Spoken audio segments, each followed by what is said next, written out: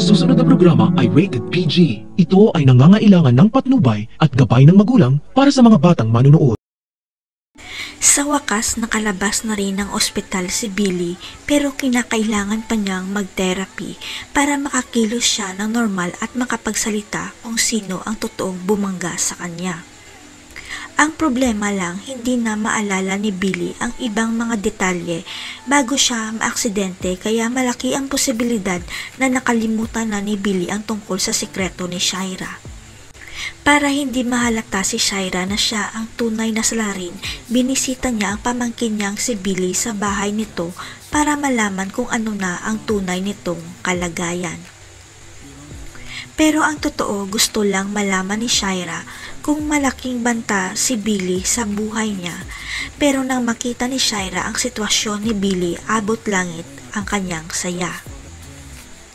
Ang hindi alam ni Shaira, nag-iimbestiga na ang tunay na ina ni Billy na si Hannah tungkol sa kung sino ang bumangga sa anak niya at malapit na niya mahuli ang salarin.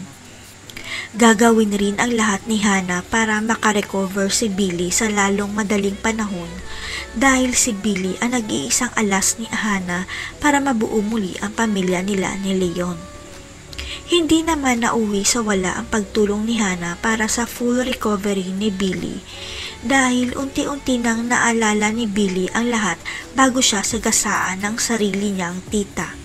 Sa isip ni Billy, kailangan niyang maisiwalat sa nanay Christy niya ang katotohanan na magkapatid ang tatay Leon niya at tita Shaira niya at magkasabwat sila sa pagdukot sa kanya. Ang hindi alam ni Billy, nagdadalawang isip na si Christy na magpakasal sa tatay Leon niya dahil nahuli niya sa akto si Hannah at si Leon na naghahalikan at nagkakamabutihan. Kaya nang sabihin ni Billy kay Christy na magkapatid pala si Leon at Shaira, may dahilan na si Christy para mag-back out sa kasal dahil malaki pala ang kasalanan sa kanya ni Leon.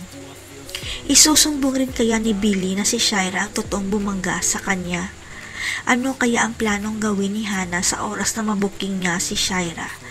Abangan.